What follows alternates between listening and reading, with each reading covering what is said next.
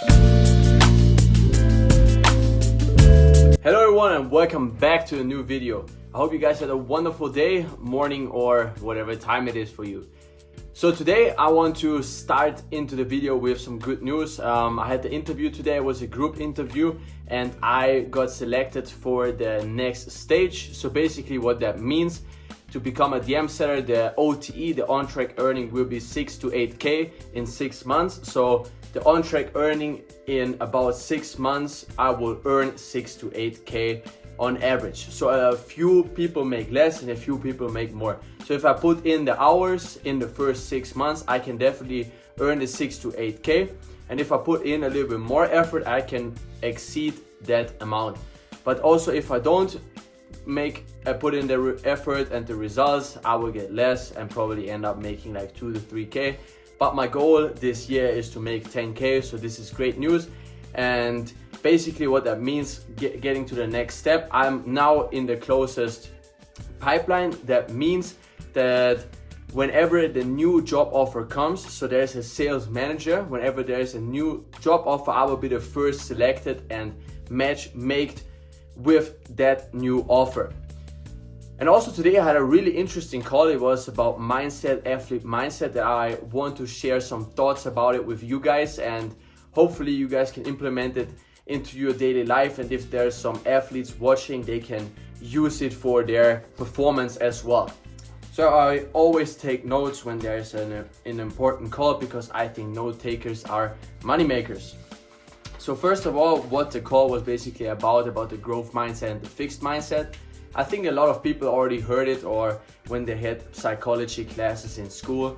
A growth mindset basically means that you always look to improve. You never think that you're gonna stay at the same level throughout your time. So whenever you make a mistake, a failure, you learn from your mistake and you get better and improve every day. So you look for ways on how to become a better human, how to become better at your craft. And when you have a fixed mindset, that's what you can see with a lot of people that get a lot. So the thing is, if you get a lot of praise as a kid, you're never gonna be in an environment where you want to improve and become better, because all you hear is praise, and then you're gonna stay at the same level. And then you're gonna implement or develop a fixed mindset that you think you already have all the skills that you need in order to succeed. But that basically is only your environment, maybe your family, your friends that are saying that stuff.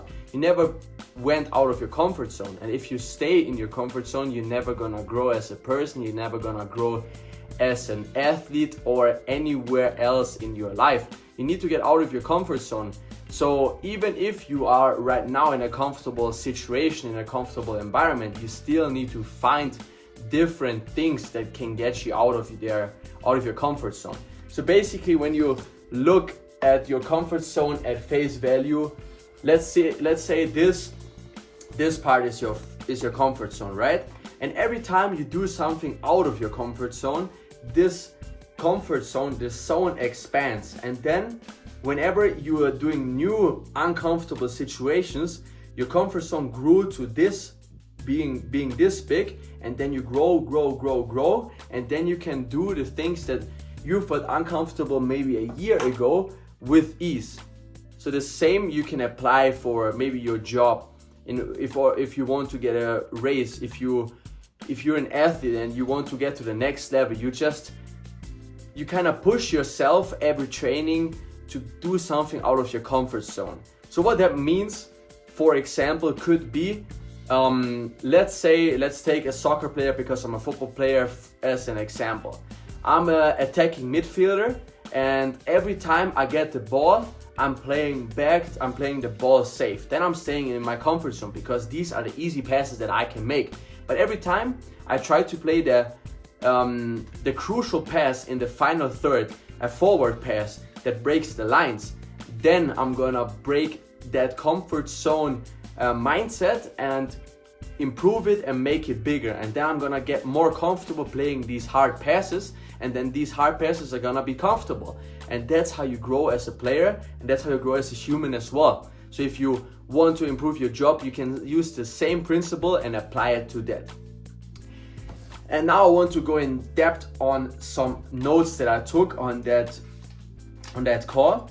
So as you know, The amygdala is the part of your brain that signalizes you threats, where you detect threats. Okay, you should be rational at the things you fear or the mistakes you make. So what that means is every time you make a mistake, you shouldn't be telling yourself, okay, now I made a mistake, everything is going wrong. You have to tell yourself, a failure is part of my process, of me getting better, of me getting to the next level. And then the part of your brain, the amygdala, is getting activated. And if you know, whenever that part gets activated, you can work against it. You can literally train your brain in order to be comfortable in these situations where you have threat or fear. I hope you guys know what I mean exactly in that context. So what else was very important for me, or what I found really interesting, was the belief in yourself. So self-belief is trusting that you can respond to whatever happens.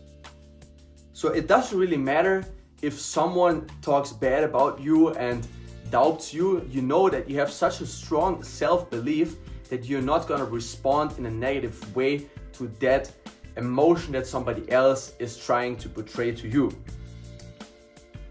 And then there are some things that you could do at the end of the day or in the morning in order to improve these things, and that is meditating or journaling.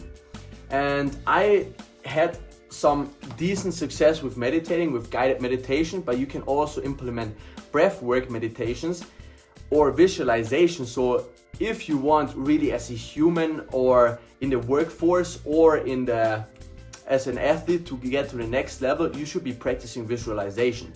So even, and I don't know if you guys knew that, but whenever you visualize and imitate the game situations, the same parts of your brain are getting activated as if you would actually do the action on the field.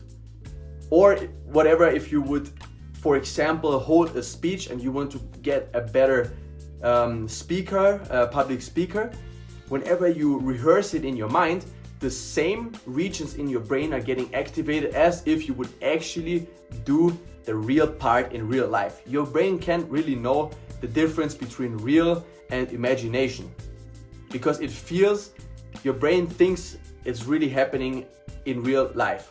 I hope you guys know what I meant with that.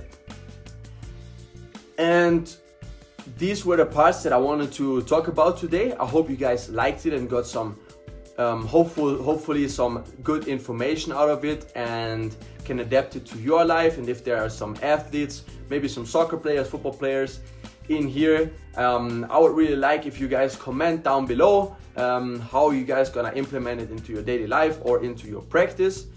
And don't forget to subscribe, like and comment to the channel on the video, and share the video so it gets more views, because now I only have 100 subscribers and I really want to dig deep down and try to get to 10k subscribers until the end of this year.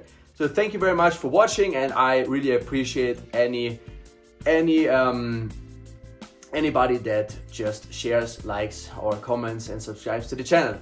So peace out and see you guys tomorrow.